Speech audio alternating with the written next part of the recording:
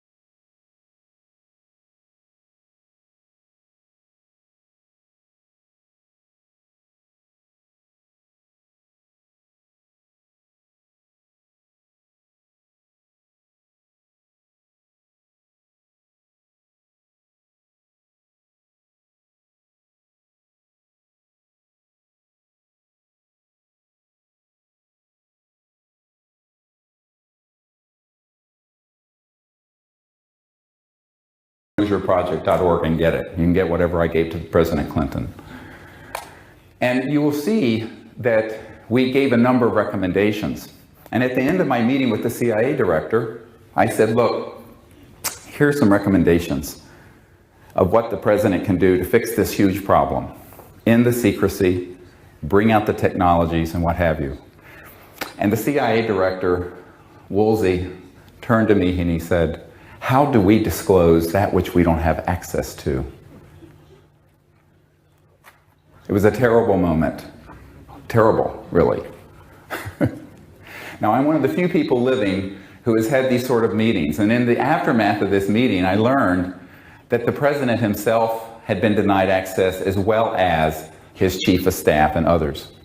One of his friends later came to my home and said, Dr. Greer, the president's very supportive of what you're recommending, but he's concerned that if he does this action, he will end up like John F. Kennedy, assassinated. And I burst out laughing. I thought he was joking. He was not joking. He said this in front of my children. I have 4 daughters. And I thought, my God, be quiet now. And at that moment, I realized I had really stepped into a situation. So that was in 1994. Subsequently, I had provided briefings for people on the Senate Intelligence Committee, members of the Joint Staff. Later, I briefed the head of intelligence for the Joint Chiefs of Staff, as well as the head of the Defense Intelligence Agency. And in each of these, in every case, these were men who were in very high position within the National Military Command hierarchy, who had been deliberately denied access to these projects. Now, many people have a hard time believing this. I have even been recently providing briefings to a G8 country, one of the major industrialized countries, their Ministry of Defense and their head of state. And they did not realize that America had gone so far off course. Now, I take no pride in telling you this. My family were some of the original founders of the United States. We were the original prisoner of war with the British. No offense to the British, love you, you're great friends now. But it was an amazing experience to see to what extent our democracy and our experiment in freedom had been hijacked by a group of people who arrogated to themselves this knowledge, which belongs to the people of the earth, the whole earth. We are ready for this. 80% of Americans believe these are real, these UFOs, and that part of the government's hiding it. When I started the Disclosure Project, it was only 35%. When I first briefed the CIA director, only 1/3 of this majestic group, the super secret group that keeps this information secret, 200 or 300 people, I know some of them, I've met with some of them. Now, 70% of them want this out. The other 30% want to see me go away, as you can well imagine. I'm not going anywhere unless they take me out in a coffin, because I am dedicated to getting this truth out to the world, making peaceful contact, and bringing out the technologies to establish a sustainable and peaceful civilization on this planet. But we can only do it with your help. Thank God for Pepon and all of these people who are doing this in Spain.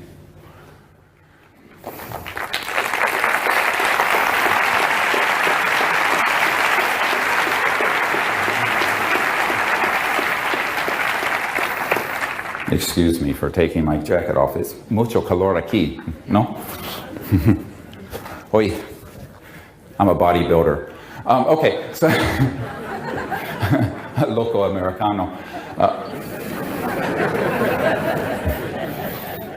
You have to keep yourself strong to do this work. I'm an old guy anyway. I have 2 grandchildren.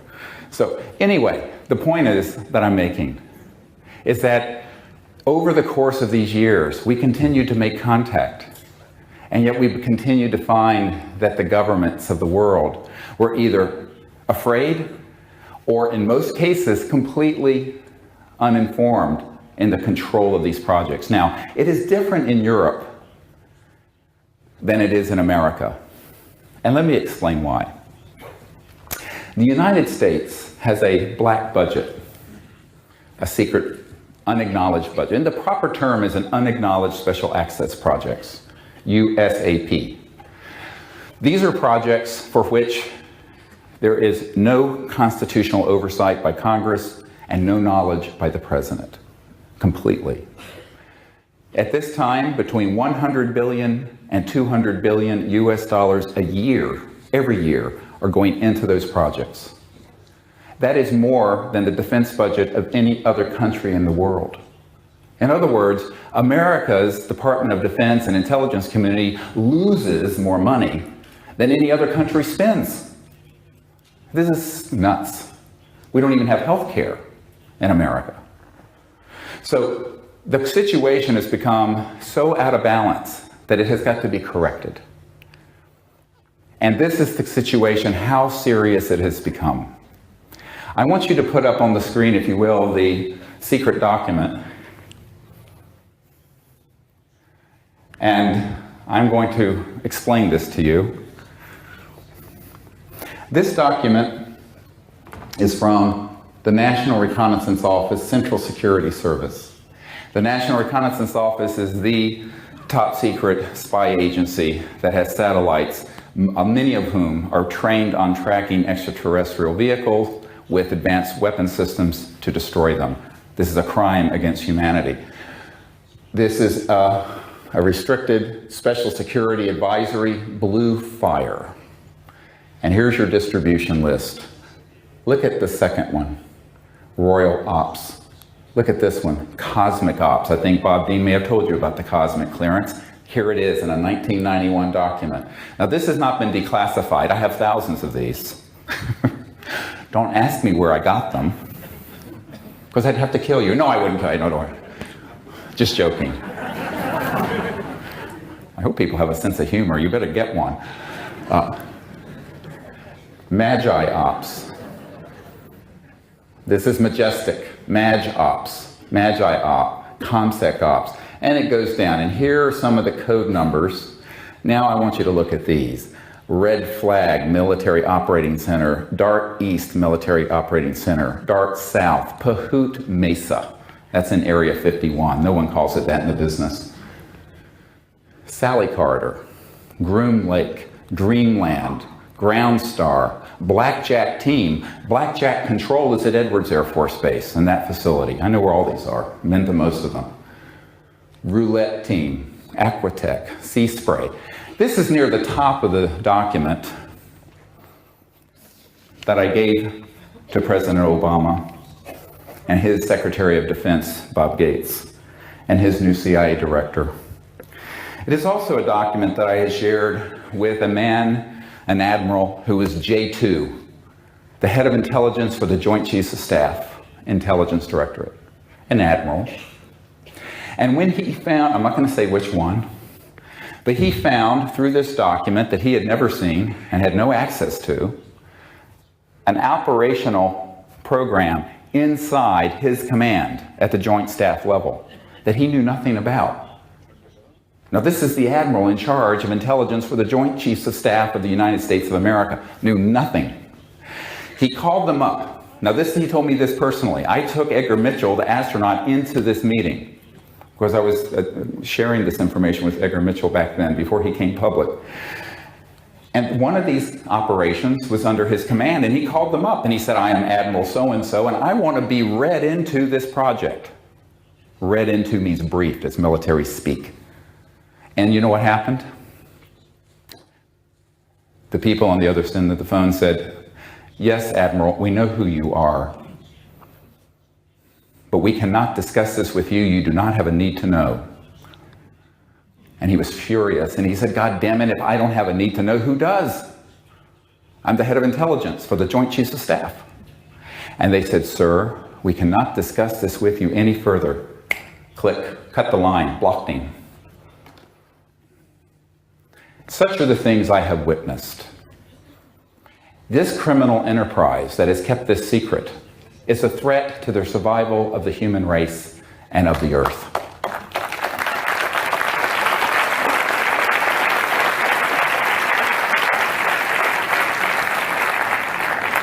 And you need to understand that the majority of people, even in the military establishment in America, and in the Senate Intelligence Committee, and in the White House, do not have access to these projects, and when they learn of them, they are either threatened or blocked. So this is a serious problem. And this is why the President of Spain, if he is listening, and the President of France, and Great Britain, and China, need to gather together with Mr. Obama and show him some sympathy because the situation is dire in America. And say, we will stand shoulder to shoulder with you if you will step forward with us and end the secrecy and get these projects under control and bring out the promise of these new technologies, and we will restart our civilization on a sustainable path. Now, they may not do it. If they don't do it, guess what? It's gonna happen anyway.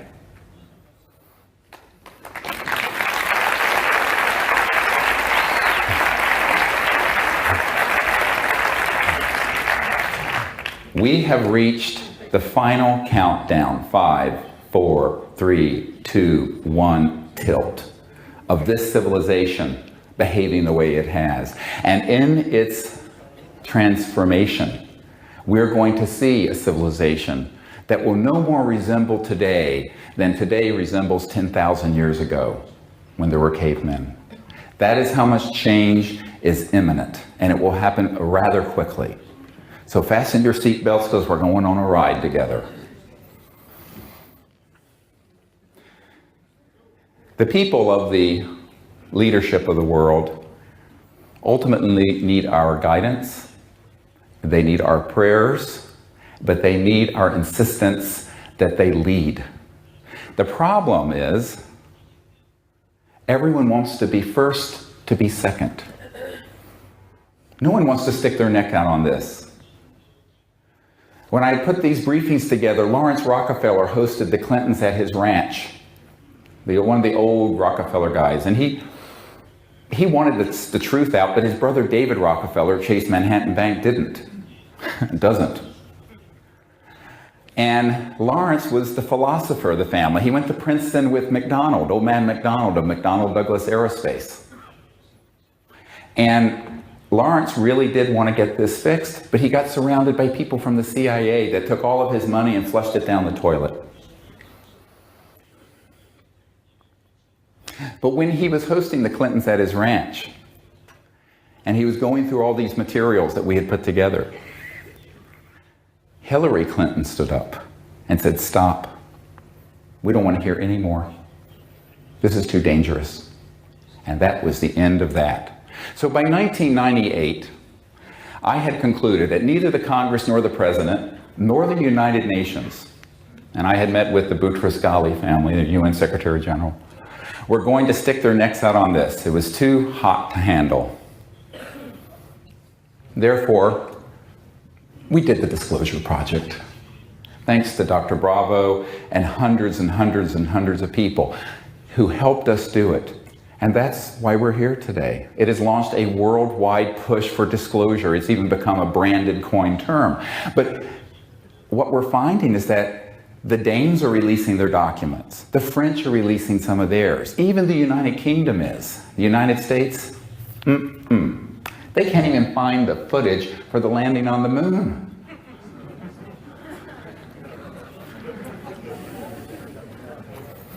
Now, everyone thinks that just because you're in the CIA or something like this, that you know about this stuff. Nothing could be further from the truth. Most of those guys couldn't find their ass in a well-lighted room with both hands.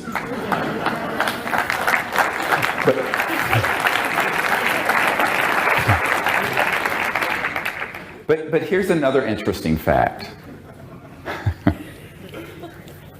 The extraterrestrials are visiting us. And in the last 6 months, the CSETI initiative has had unbroken, constant contact. Unbelievable. And I am certain that it will continue until we have reached the conclusion of this journey, this phase, this chapter in the human adventure. And I invite all of you to become ambassadors to the universe with us. You can all do it. And I'm going to get into some stuff here that may make you uncomfortable. You want to get into some strange stuff? Yes. Do you? Okay. All right, here we go. A prelude to this. Recently there was this spook of this guy at the CIA who surfaced. And he's in charge of WSFM at the agency. Everybody, anyone want to know what WSFM is? I'm training people a new word. WSFM. It stands in English for Weird Science and Frickin' Magic. And that is actually what it's called in the classified world in America. All the technologies and all the things that deal with trans-dimensional physics. Things that go faster than the speed of light. Things that resonate at resonant frequencies beyond matter, beyond the electron, beyond the speed of the photon. And guess what? Most of what exists in the cosmos is resonating beyond the speed of light. Now we're going to get into some interesting stuff. Let me go back to 1993. And I'm having this dinner with a CIA director and his wife. And my wife, God bless her, can you imagine putting up with this? Plus, how many doctors' wives let their husbands leave their career to do this craziness for free? Anyway, she's a saint. In the Peace Corps, they called her Saint Emily. She's an amazing woman. And we're sitting there, and the cover story for this meeting was a dinner party. The hostess didn't even know who was coming to dinner because her husband said, I can't tell you who's coming to dinner till they get here. And of course, who shows up? This expert on extraterrestrial intelligence and UFOs and the sitting CIA director with his wife. But Dr. Woolsey, who was the wife of the CIA director, was the chief operating officer of the National Academy of Sciences, the most prestigious scientific entity in America. And I thought, oh, how fortuitous. She asked the question that I almost didn't answer, but I'm glad I did. Because she said, look, how are these civilizations communicating across the vastness of space? And I thought to myself, do I tell her the truth and lose all credibility? Or do I sound scientific and tell her a lie? I said no. She asked, I'm going to tell her the truth. So here is what I told her. Look, the Milky Way galaxy is 100,000 light years across. That's the distance that a beam of light going at 186,000 miles per second covers in 100,000 years. Enormous. But that's one galaxy out of billions of galaxies. And I said that if a star system in our neighborhood, which is only 1,000 light years, 1% of the way across the Milky Way galaxy, is visiting Earth, and they are, if they were using AT&T, or whatever your telecom is here, using the speed of light, for them to call home and say, hello, how are you today? And for them to get the answer, fine, thank you very much. That just took how long? 2,000 years, round trip. The time since the birth of Christ to say hello, and how are you? Fine, thank you. The speed of light is too damn slow. A priori, the technologies, all interstellar technologies, are transdimensional. And the heart of that science is consciousness, because they have technologies that interface directly with thought, coherent thought. Like a laser is coherent light, like this. This is a laser. So what I am now telling you is that we have sort of discovered, as many others around the world have over many thousands of years on Earth, the Rosetta Stone of extraterrestrial contact. And it isn't the SETI project. it is not radio telescopes. It is not rockets. It's not microwave antennas. It's not even pulsed microwaves. They are technologies that are WSFM, and they're transdimensional, and they cross straight into consciousness and thought and awareness. And how many people here have had some contact with an extraterrestrial spacecraft or being, and there has been a mental component to it? How many? I just want to see. With consciousness or thought. It is the most common way. Moreover, the most common way that they will contact humans is in the lucid dream state. Oh boy, here we go. Now this is going to get crazy. What is this? Dreamland. Now I'm going to tell you a reason why it was named this. Because when you are on a man-made, experimental, alien reproduction vehicle, and they go into that kind of transdimensional mode, it is like you're in a lucid, precognitive, or a lucid dream state. It's real, but it's very dreamy, because you have just phased beyond the speed of light. Now, Ben Rich, who was the head of Lockheed Skunk Works for a number of years, told us 3 things before he died. And Lockheed Skunk Works is where they built the U-2 and all the secret stuff.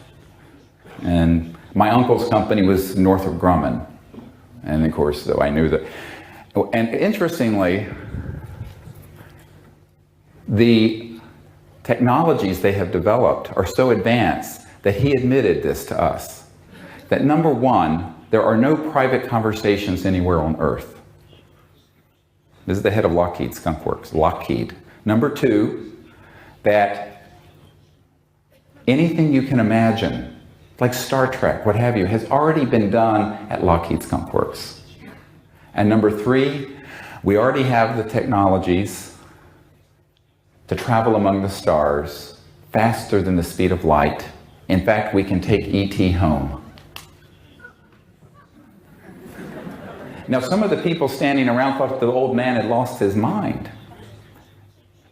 He was not kidding. And so when I was talking to the wife of the CIA director, I said, look, we have developed protocols that involve the ability to go into deep states of consciousness. The old-fashioned term might be nirvana or samadhi. And then remote view in consciousness where these extraterrestrial vehicles are. And then contact them with a coherent stream of thought and vector them, just like you vector a jet into Barcelona airport, them into our location. And guess what? They almost always come. Now, this is what we're training people to do. You're all invited. We're going to do this in a mass contact event in the Arizona desert in October 24th and 25th and 26th. And you can see what we're doing at disclosureproject.org or cseti.org. But the point is that people need to understand if it's interstellar, it's going to be strange. If it isn't strange, it's probably a man-made device. If you see seams on it and rivets, it was made by Lockheed or Northrop or SAIC, Science Applications International Corporation, or any of these other things. So what I'm saying to you is that each one of you carries within yourself the universal communicator, okay? And it's called conscious awareness. Erwin Schrödinger, who is the father of modern particle wave theory and quantum mechanics, said this: the total number of minds in the universe is one. That is, it is a singularity. And so we see all these hundreds of people, and we all have our bodies, and we all have our bodies of light, and we all have our individualities. But shining through that unique window, in each window, each of us is like a snowflake. No two are alike. Is the same light of consciousness. We divide it up and we separate ourselves. But we can just as easily become still and silent and peaceful and become one again. And then from there, anything is possible. And as I had this conversation with the wife of the CIA director. She looked at me and she said, "I thought it had to be something like that." Yeah, she got it. He didn't. The CIA director was, She got it. I hope you do too. I know you all do. These are the sort of things that happen. They've gone from fully materialized craft off very near us to very strange events, to things that happen purely in remote viewing and consciousness, to things that happen on the plasma energy level where it's almost like you could see a crack but you could walk through it. Because extraterrestrial technologies are the ultimate WSFM, weird science and frickin' magic. And it is time for us to understand that if we can reach within ourselves and understand that these people from other planetary systems, yes, they may be 100,000 or 1 million or 3 million or 20 million years more developed than we are, but they're awake. We're awake. And the singleness of mind that we share is the universal field where we have common life together. We are one people in one universe. We're those people. Never forget that. How much time do I have? I want to go through a few more things. 10 minutes. 10 minutos. No, they want to keep me on a short leash. Okay. Because I'm like a big wild dog. I get crazy. Now, I want all of you to think for a moment of the next phase of what we have to deal with. I have a letter from a G8 Ministry of Defense recently addressed to my team, asking us to train them to make open contact so that their head of state and their leaders can have peaceful contact with these visitors, much like Eisenhower started to have in 1954 before the cabal started shooting at them. Many people think that there is some ongoing relationship between extraterrestrials and the secret government. This is not true. In point of fact, they wouldn't bother. What they have done in the covert government is to simulate extraterrestrial events.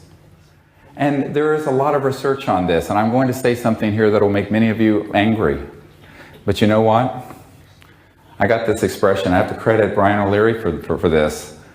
The truth will set you free, but first it will piss you off.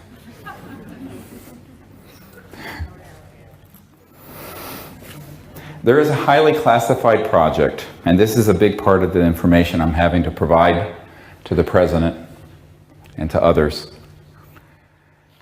that was hatched in the 1950s, to set up a nexus of fear so that the people of the world would accept the costs of interplanetary war.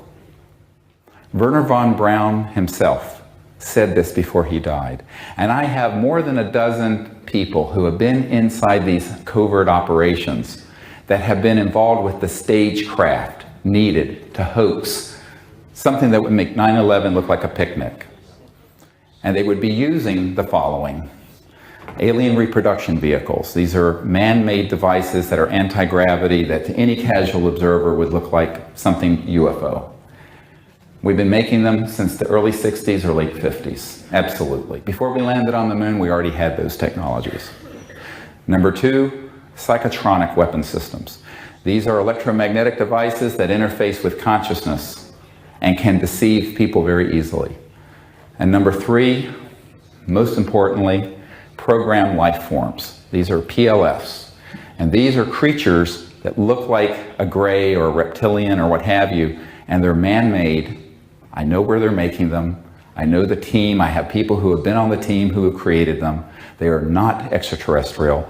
They are alien, but not extraterrestrial. They are weird, and they're weird science, but they're not ET.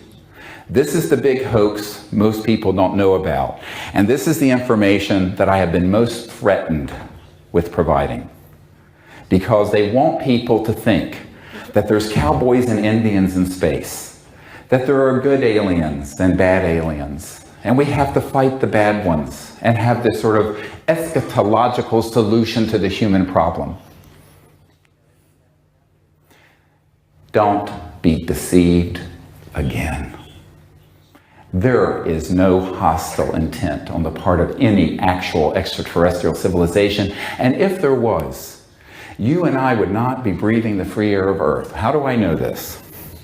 Because for at least 60 years, since Roswell, we have used very advanced electromagnetic systems, Tesla-type scalar longitudinal technologies, to track, target, and knock down these extraterrestrial vehicles.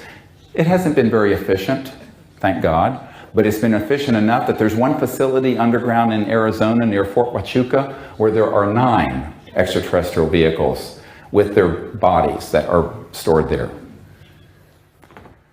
This is an existential threat to world peace and to universal peace.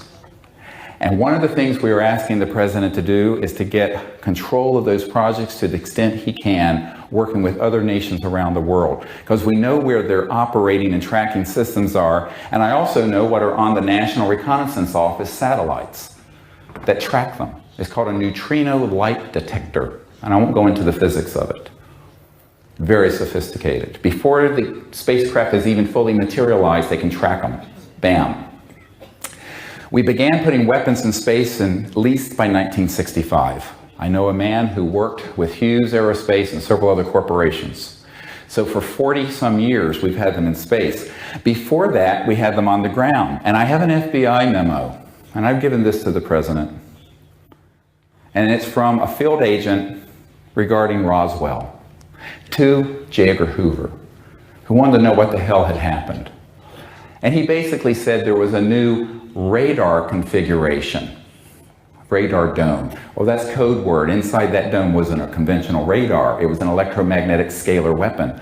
And when they switched it on, 2 extraterrestrial vehicles traveling near Roswell collided with each other. One went down near Roswell, the other one continued and impacted near Socorro. Absolutely. So this insanity has been going on since before I was born in 1955. And it is really a very important point that the people of the world need to step up and say, look, whatever the problems are and whatever reasons you believe these extraterrestrial civilizations are observing Earth, we cannot solve this problem down the barrel of an electromagnetic weapon. We have to do better than that.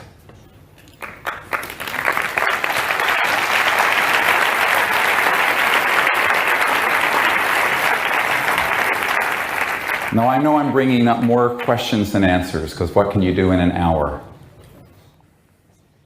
But I want to leave you with this vision, because this is the vision that we must see in our meditations and in our prayers, and in our speech and in our thoughts.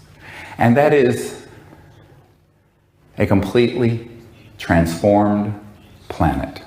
A planet where we are living here together in peace, and that we go into space only in peace, and that the technologies long withheld from the children of the earth are unveiled and are vouchsafed to the children of the earth for peaceful purposes. Because when we do that, we will end poverty on this planet. We will stop the killing of our biosphere, and we will establish a sustainable civilization where energy will be free and non-polluting. And in that new civilization, we will be able to evolve on this planet as a civilization enlightened in peace together. And from now into 1,000 years from now, phasing into 500,000 years from now, we will become extraterrestrial people to other worlds. And this is our future. And right now, think of it. Can you hear the babies calling? The children. 20,000 generations waiting to come behind us here. 20,000 generations. That is what is waiting to come into the earth. And so it is our sacred obligation to establish a firm direction for this planet in peace, sustainability, to protect Gaia and the biosphere, and create the world of our vision. And this is why we're on this planet today. God bless you all, and thank you for being here.